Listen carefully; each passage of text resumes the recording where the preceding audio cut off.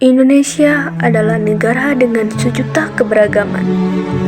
Keberagaman yang ada telah menjadi simbol persatuan dan dikemas dalam bingkai Bhinneka Tunggal Ika. Oleh karena itu, kita harus senantiasa menjaganya agar tetap utuh dan harmonis. Indonesia adalah negara yang religius.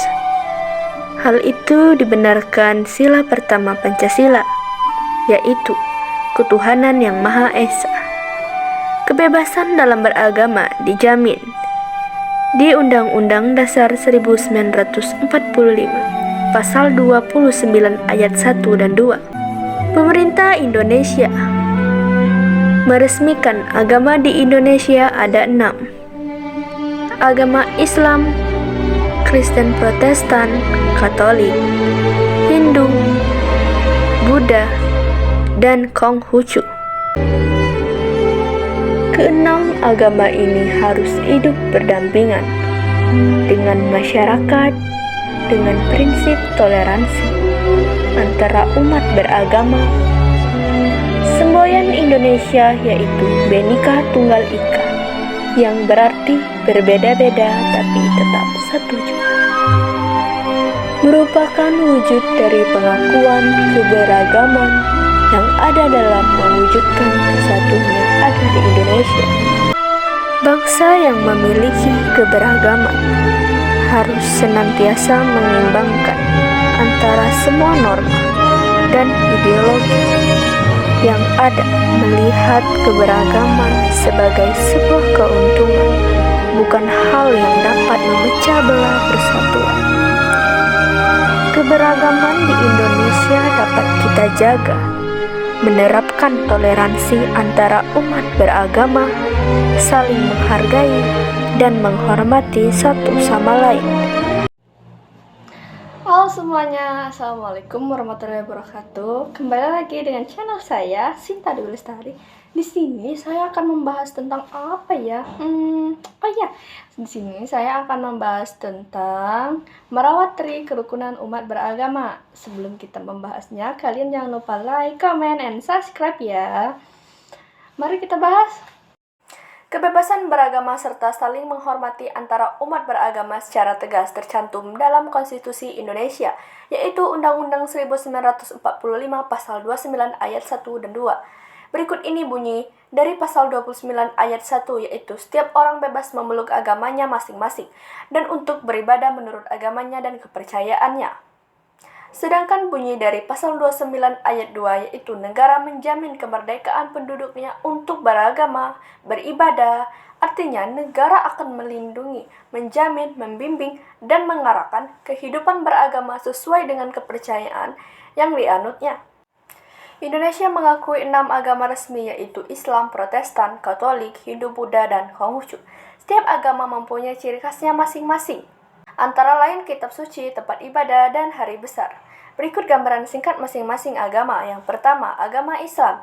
Islam adalah agama mayoritas di Indonesia dengan lebih dari 207 juta muslim atau sekitar 87,2% dari populasi Indonesia pertama kali masuk ke Indonesia pada abad ke-7 atau ke-8 Masehi melalui pedagang Arab dan Persia. Kitab suci Islam adalah Al-Quran dan umat Islam beribadah di masjid. 2. Protestan. Protestan muncul di Indonesia setelah protes Martin Luther pada tahun 1517 di Indonesia. Jumlah penduduk sekitar 6,9% beragama Protestan dan kitab suci adalah Alkitab. 3. Agama Katolik. Agama Katolik merupakan salah satu aliran agama Kristen yang ada di Indonesia. Pertama kali tiba di Kepulauan Maluku ketika Portugis datang ke Indonesia untuk mencari rempah-rempah. Orang yang pertama kali muncul agama Katolik di Indonesia adalah masyarakat Maluku. Kitab suci agama Katolik adalah Alkitab dan hari besar libur utama adalah Natal. 4. Agama Hindu. Agama Hindu memiliki sekitar 1,7% pengikut di Indonesia, dengan Bali memiliki jumlah pengikut Hindu terbesar.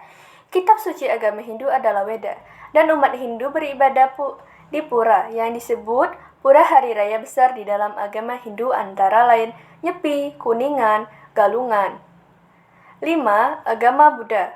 Agama Buddha adalah salah satu agama tertua di dunia dan memiliki sekitar 0,7% pengikut di Indonesia. Kitab suci agama Buddha adalah Tripitaka, dan umat Buddha beribadah di kuil yang disebut vihara. Hari libur besar dalam agama Buddha termasuk Wasyak. 6. Konghucu. Konghucu adalah agama terakhir yang diikuti di Indonesia dan berakar pada budaya Tionghoa. Agama Konghucu tidak mempunyai kitab suci dan penganutnya beribadah di kuil bernama Lihang Kalenteng atau di rumah Konghucu, memiliki beberapa hari besar, termasuk Tahun Baru Imlek, Cap Gongme, dan Cengbang. Makna dari kerukunan umat beragama ialah keadaan hubungan antara umat beragama yang dilandasi toleransi, saling mengerti, dan saling menghormati dalam pengalaman ajaran agama, serta kerjasama dalam kehidupan bermasyarakat. Berikut ini adalah konsep kerukunan TRI, 3 model utama beragama di Indonesia. Pertama, kerukunan internal umat beragama. Dalam Undang-Undang 1945, Pasal Amandemen, Pasal 28E, Ayat 1, ditegaskan bahwa setiap orang bebas memeluk agama dan beribadah menurut agamanya. Pasal 28E, Ayat 2 juga menegaskan setiap orang berhak atas kebebasan meyakini kepercayaannya, menyatakan pikiran dan sikap sesuai dengan hati nuraninya. Kedua, kerukunan antara umat beragama. Dalam keadaan hubungan yang harmonis antara sesama, umat beragama yang dilandasi oleh toleransi, saling mengerti, saling menghormati, menghargai, kesetaraan dalam pengamalan ajaran agamanya, dan kerjasama dalam kehidupan bermasyarakat, berbangsa, dan bernegara di dalam Negara Kesatuan Republik Indonesia berdasarkan Pancasila, Undang-Undang Dasar Negara Republik Indonesia tahun 1945. Kerukunan antara umat beragama ditentukan oleh sikap dan perilaku umat beragama, serta kebijakan negara atau pemerintah yang kondusif bagi kerukunan. Meskipun kerukunan antara umat beragama di Indonesia masih banyak menyisakan masalah, semua agama mengajarkan kerukunan ini, sehingga agama idealnya berfungsi sebagai faktor integratif, pencegah, dan penyelesaian konflik antara umat beragama. Dapat dilakukan dengan cara memahami perbedaan, saling menghormati, dan saling membuka diri dalam bingkaian persaudaraan.